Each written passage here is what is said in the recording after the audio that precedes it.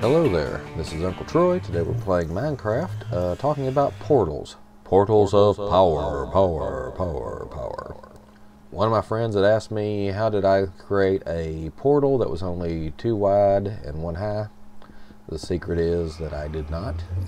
I actually created one that was standard size, and then I blocked it in and stuck a door in front of it so it looks like it's only part sized. This actually isn't as clever as it looks, because when you come out of the portal from the nether, sometimes you get stuck in there because you're facing the wrong direction and you can't find the door. But that's how I did that. You've probably heard that 1 step in the nether equals 8 steps in the overworld. This also applies to coordinates. So if you figure out your coordinates prior to entering a portal to go to the netherworld, you can calculate about where you will end up in the nether. Let's try that now. In this case, we have an existing portal we've gone to, and you can see that the coordinates are not quite what we expected. We're slightly off, and that's because the portal doesn't always go exactly where the math would indicate. Instead, it goes near where the math would indicate in an open area. If there's no open area, it will instead create a portal out in thin air with a little obsidian base for it to sit on. That's generally bad. But the important thing is that if you know the coordinates of a netherworld portal, you can roughly guess where it will come out in the overworld and vice versa. That might come in handy later, we never know. So, how can we use this? Well, let's say you found a spider spawner, but it is some distance from your base, and you want an easy way to get to it. Now luckily, you have a second base not too far away from said spawner, and enough obsidian that you can create your own portal. Now what you have... Hello, what are you doing here? Die.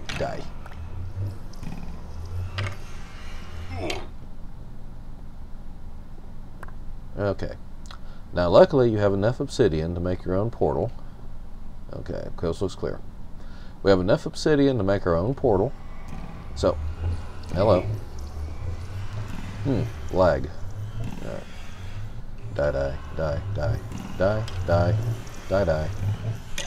Die. Okay, hold on a minute while I check this out.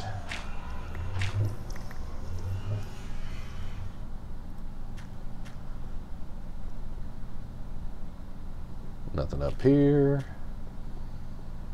Nothing over here. Okay. Alright, as we were saying, you've got enough obsidian to make a portal. You know the approximate location of your portal thanks to F3.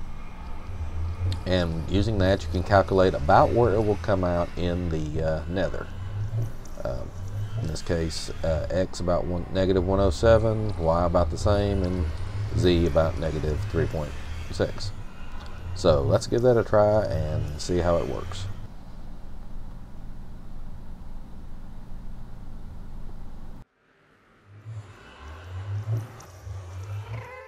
Unfortunately, the first time we tried this, we came out at my first nether base, which is, according to the F3 coordinates, nowhere near where we were supposed to come out. As you can see, we're like 70 spaces off on the X coordinates, about 35 give or take on the Y. Z is fairly close, only about 10 or 11 spaces off. Bad portal. So to get this to work correctly, we had to calculate where the spider portal should have brought us to, and then found that location in the nether. And as you can see, the nether is not a very hospitable place. So I brought a few stacks of cobblestone, and once I figured out exactly where I wanted the portal, I made a safe path to it.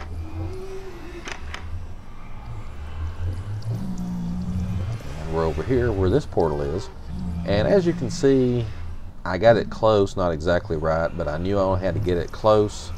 Most importantly, I had to get it closer than the other nether base portal, because, as I said before, the nether portals match up to whoever's closest. So now if we go in here,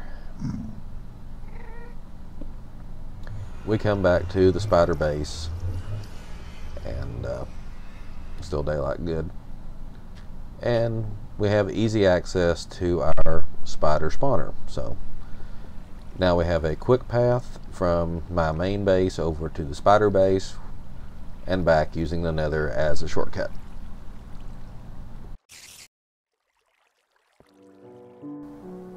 One other little trick I like to use is to use nether portals as a shortcut. As you can see, you can use water breaks. In fact, I use 2 water breaks at the bottom of my shafts because I have occasionally glitched through one of them and then splattered to my death. So you can use water breaks to get very quickly down to your bedrock level branch mine. But at the end of a long day of branch mining, when you want to get back up to the top, well, it can take quite a while. In fact, if your base is up above sea level, it can take the better part of a minute to climb all the way up. And you got to hold down the W key the whole time, so your finger starts cramping, and then you forget, you know, did I leave something downstairs? I've got to go back. Oh no.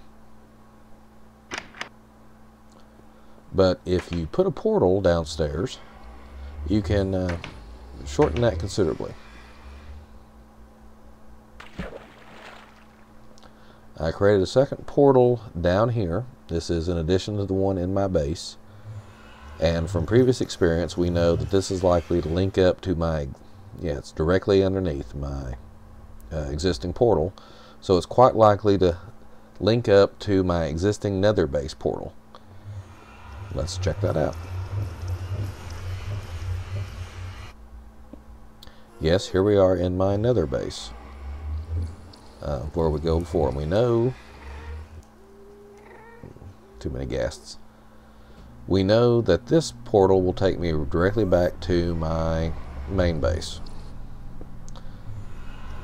So here we are. Ta-da!